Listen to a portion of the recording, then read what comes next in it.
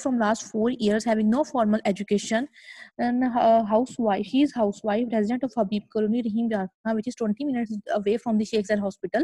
Married for last 20 years. She is para 5, previous all spontaneous vaginal deliveries, last childbirth 8 year back with her last menstrual period 25 December 2020. She came to the Sheikh Zayed in OPD of Sheikh Zayed Hospital, Rahim Yar Khan, on 26th of December 2020 with a presenting complaint of heavy menstrual bleeding from the last 1 year. The patient started menarche at the age of 13 years with regular cycles. She used to bleed for 6 days. After every 28-day cycle, she soaked 1 to 2 pairs per day, not associated with any dysmenorrhea and any intermenstrual bleeding. But from the last 1 year, she has complained of regular heavy menstrual bleeding. She used to bleed after every 5 to 6 days, for 5 to 6 days after every 28-day cycle. She is soaked 3 to 4 pairs per day, associated with clots, but not associated with lower abdominal pain, abnormal vaginal discharge, any bruise, any history of drug intake, contraception, any history of drug intake, heat and cold intolerance, acne, hirsutism, and any feeling of mass in abdomen, loss of weight, appetite, and any foreign body insertion from any local birth attendant. For this complaint, patient visited to a gynecologist where her ultrasound was done, and she was told about some mass in her uterus, in her lower abdomen, but exact site and the size of the mass is not known to patient. She prescribed some medicine during the first 5 days of her cycle, but she took medicine during her menstrual cycle, menstrual bleeding, but her symptom was not relieved. And for this complaint, patient came to the Sheikh Zayed Hospital for the further management and the evaluation. Patient having complaint of easy fatigability and generalized body weakness from the last 4 to 5 months, but this is not associated with the oral ulcer. Any shortness of breath, chest pain which is radiating towards her back, any chronic cough, fever, high grade fever with rigors and chills, burning micturition, barefoot walking, perianal eating, and alternating diarrhea and the constipation. And we now her in the hospital, her ultrasound was also done, and certain blood and a urine investigation was sent. And on ultrasound, she was told about the some mass in her uterine cavity. And now patient wants definitive treatment, as patient already took medical treatment for 3 months, but the symptom was not relieved by taking medicine. She is para 5, previous all spontaneous vaginal deliveries, 3 male and 2 female, alive and healthy, all no have antepartum, interpartum, postpartum complication in all deliveries, and all babies are breastfeed and healthy.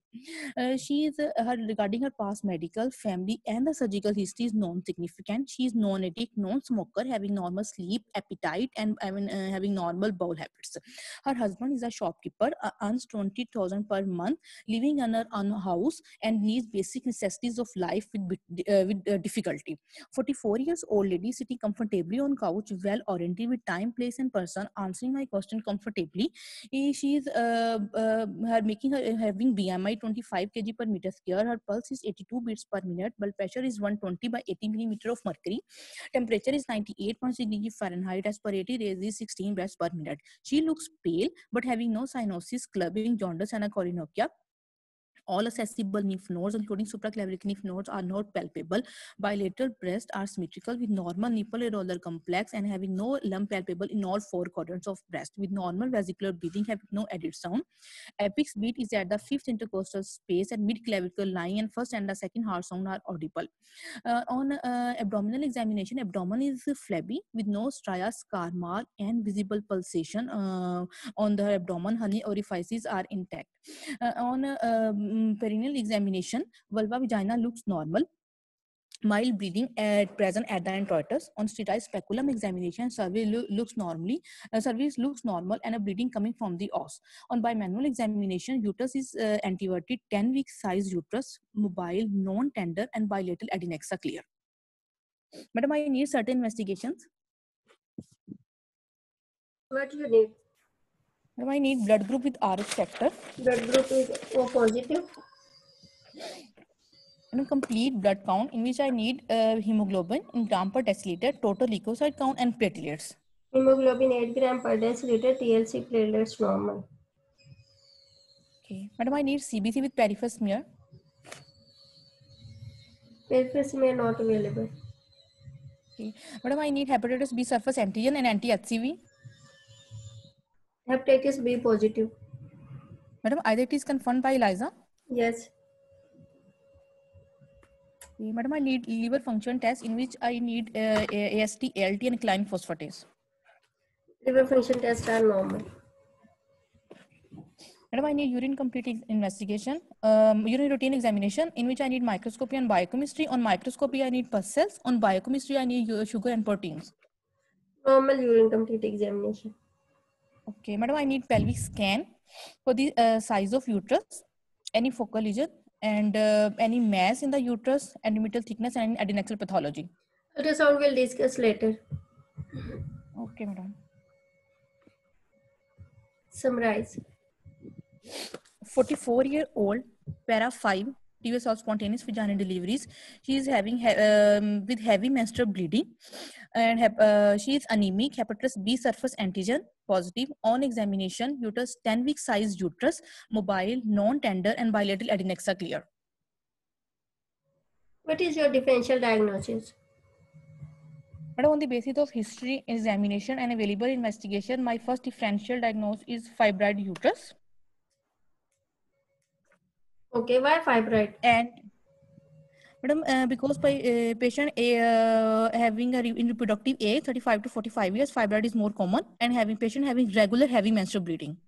So that's why my first, and the size of the uterus 10-week size. So my first provincial diagnosis is fibroid uterus. Okay. Any other differential? Madam, my second differential, it could be adenomyosis. But my patient is on examination, uterus is non-tender. So that's why it is my second provisional diagnosis. Okay, any other differential?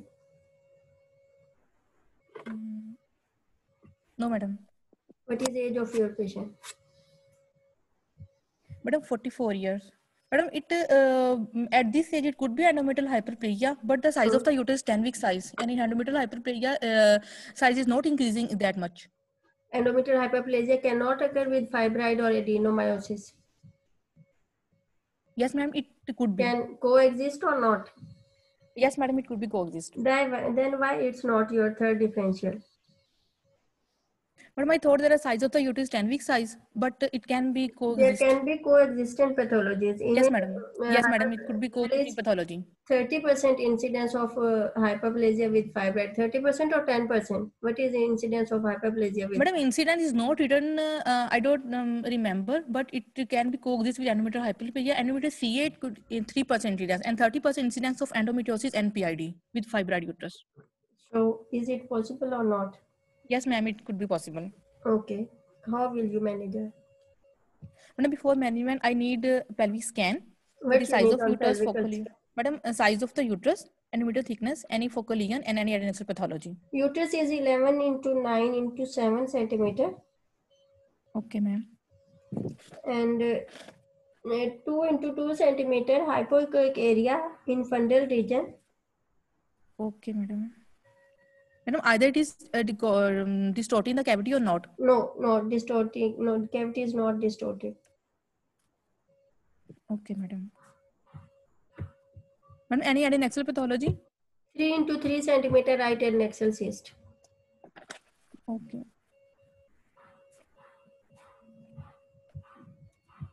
Madam, cyst is either multilocular or unilocular? It's simple cyst. Okay, madam.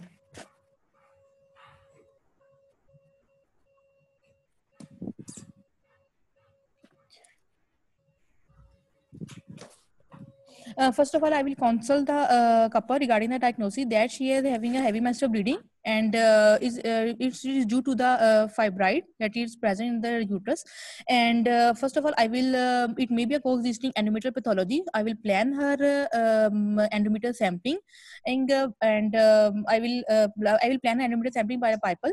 And as my patient is having a 8 gram per deciliter hemoglobin, so I will wait for the histopathology report till I will give her the patient tablet primarily 5 milligram 1 TDS, and I will give her I will transfuse 2 units of Paxil so that her HP is 10 gram per deciliter, and I will wait for the histopathology report. Okay. Then my further management will depend upon the report. Histopathology is normal. Okay. As a histopathology report is normal, as my patient is age 44 years old, and as a patient wants definitive treatment. As she already took medical treatment, but her symptom was not retrieved, so I will already consult with the patient that further what she wants. Now patient want definitive treatment, so I will plan her total abdominal hysterectomy. And as a patient is having 3 into 3 centimeter cyst, so I will remove her. I will also do her cystectomy, and I will check the intraoperatively. I will check the other Cystectomy side of or the. oophorectomy? Madam, I will do Why her. Madam, I will cystectomy? do. She is at 44 years of age. Madam, oophorectomy is recommended in the postmenopausal age. If there is cyst till even after 44 years of age, even if patient is having some simple cyst, benign cyst, hysterectomy is also recommended with that. Then why you are removing only cyst? Okay, madam. Madam, I will. I thought that oophorectomy is recommended in only postmenopausal age, so No, that's no. why I will do her cystectomy. If bilateral ovaries are normal, then definitely you will Okay. not go for oophorectomy. But if the ovary is diseased, then you will remove that ovary. And for Madam, either if it is having only a simple cyst, then I will do her oophorectomy even at the 44-year old. even if there is no cyst and your ovary just looks pathological on naked Okay. eye examination, even then we go for oophorectomy. How we decide oophorectomy in patients with HMB? But intraoperative finding. Then if intraoperatively, if there is any pathology, we remove ovaries. Okay, I will do her. Okay, madam. Now Okay, you I will are do her. already knowing that there is pathology, then why will you do only cystectomy? Okay, madam. Okay, madam, I will do her oophorectomy. I will do her total abdominal hysterectomy and right-sided oophorectomy. As my patient is having a simple cyst, I will do her oophorectomy and send the specimen for the histopathology. Salpingo oophorectomy or oophorectomy? Madam, only oophorectomy. Why not self-injectomy? क्यों tube से अब आपने कौन सा काम कर लेना है जो यूट्रस भी निकल गई है और उस साइड की ओवरी भी निकल गई है ट्यूब कहीं Okay, madam. निकाल I के will do her implant right करनी है self-injure. Okay, madam. I will remind her. Even जब आप हिस्टेक्टमी करते हैं with conservation of ovaries then we do bilateral salpingectomy with hysterectomy और इसकी तो आप ओवरेक्टमी भी कर रही हैं तो why to conserve tube of that side and why to conserve other tube what is incidence of ovarian malignancies originating from tubes why we do self injectomy with hysterectomy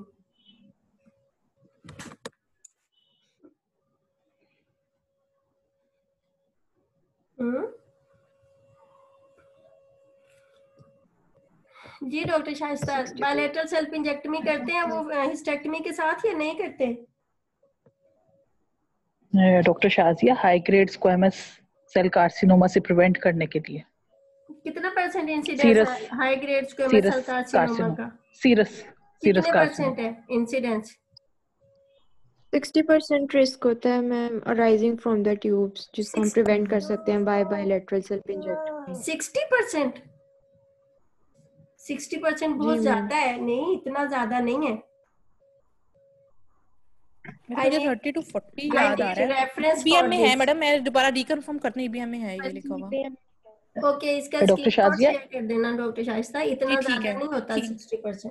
okay madam. Doctor Shazia age limit क्या है ओफोरेक्टमी की कि आपने कब सोचना है कि आपको ओफोरेक्टमी करनी चाहिए अगर after 40 if there is some ovarian pathology and you are going for hysterectomy तो आप जरूर कंसीडर करते हैं कि अगर कोई ओवेरियन पैथोलॉजी है तो आप उसकी ओफोरेक्टमी कर दें rather than putting her at risk of second surgery. Thank you doctor Shazia. Okay okay madam. Okay then madam मैंने उसकी I will do her total abdominal hysterectomy and right sided salpingo-oophorectomy and send the specimen for the histopathology. And you will decide for conservation of removal of other ovary intraoperatively. Intraoperatively, yes. I will check the other side of the ovary intraoperatively and then I will decide according to the state of the ovary. खैर मैं तुम्हें सीधा करूँ। Okay then.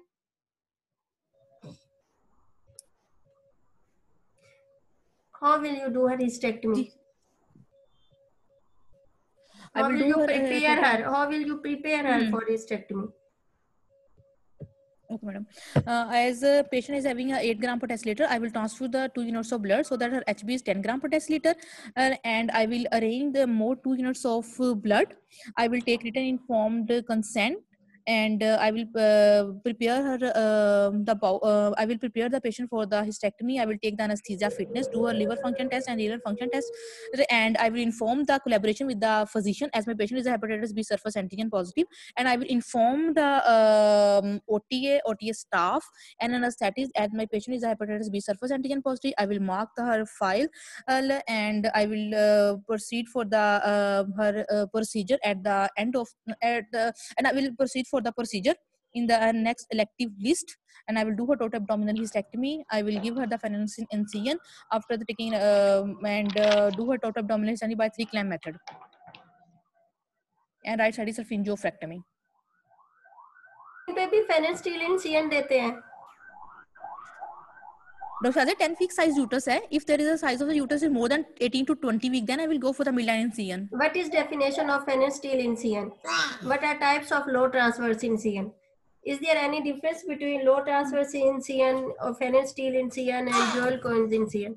I am not saying that you will not give a low transverse, but there are types of low transverse CN. Dr. Sajay, मुझे नहीं याद आ रही low transverse CN.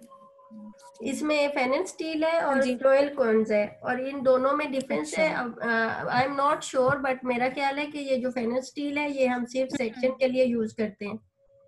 Okay madam. सो इन किसी ने पढ़ा तो बता दो, what is difference between and when they are used for.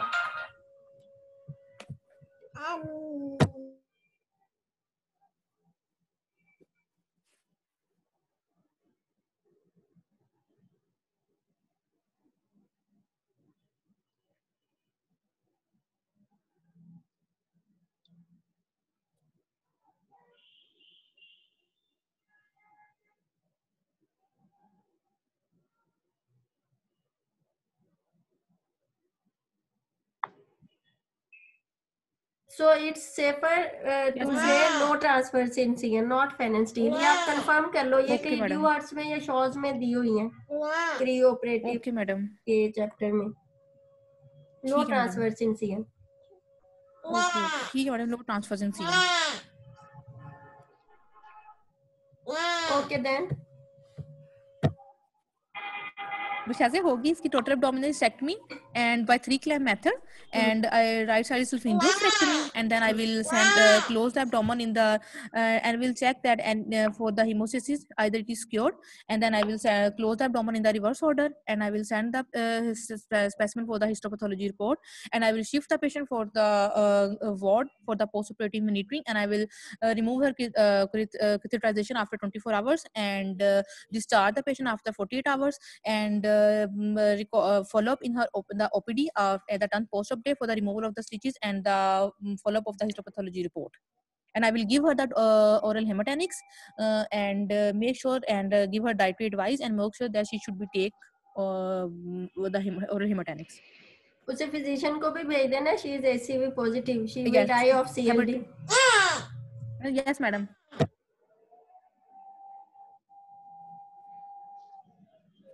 Okay then. चलो हो नहीं क्या सारा? हाँ जी हो गया.